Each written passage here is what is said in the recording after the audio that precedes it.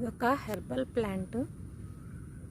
ఈ విధంగా గ్రాస్ ల్యాండ్స్లోను రోడ్లు పక్కన కలుపు మొక్కలాగా పెరుగుతూ ఉంటుంది. ఈ చెట్టుకైతే రకరకాల పేర్లు ఉన్నాయి. రెడ్డివారి నానబాలు, పాలకాడ, పచ్చబొట్లాకు, నాగార్జున అని రకరకాల పేర్లతో పిలుస్తారు. రైతులు ఈ చెట్టుని కలుపు మొక్కగా పరిగణిస్తారు.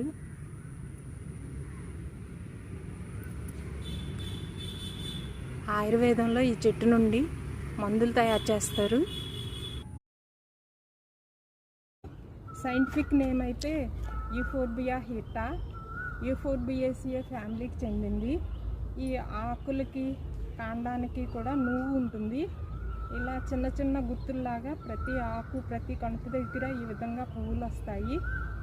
ఇది ఉబ్బసం మొక్క అని కూడా అంటారు. ఉబ్బస వ్యాధికి ఆయుర్వేదంలో దీని నుండి మందులు తయారు చేస్తారు. జీర్ణక్రియకు సంబంధించిన వ్యాధులకి, శ్వాసకోశ సంబంధించిన వ్యాధులకి మందులు తయారు చేస్తారు. కానీ ఇంకా సైంటిఫిక్గా నిర్ధారించలేదు. ఈ కొమ్మల్ని తుంచితే ఈ విధంగా పాలు వస్తుంది.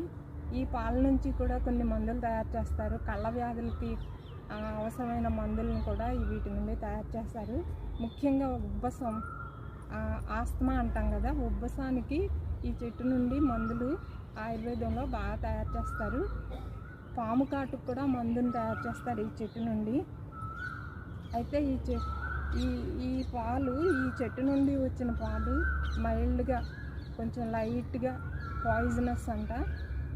అదండి, ఈ చెట్టు ఎక్కడ పడితే అక్కడ పెరుగుతుంది. కానీ మన రైతులు మాత్రం దీన్ని కలుపు మొక్కగా పరిగణించి కలుపుతో పాటు రిమూవ్ చేసేస్తుంటారు. Thank you for watching. ఈ వీడియో నచ్చితే please like, share and subscribe.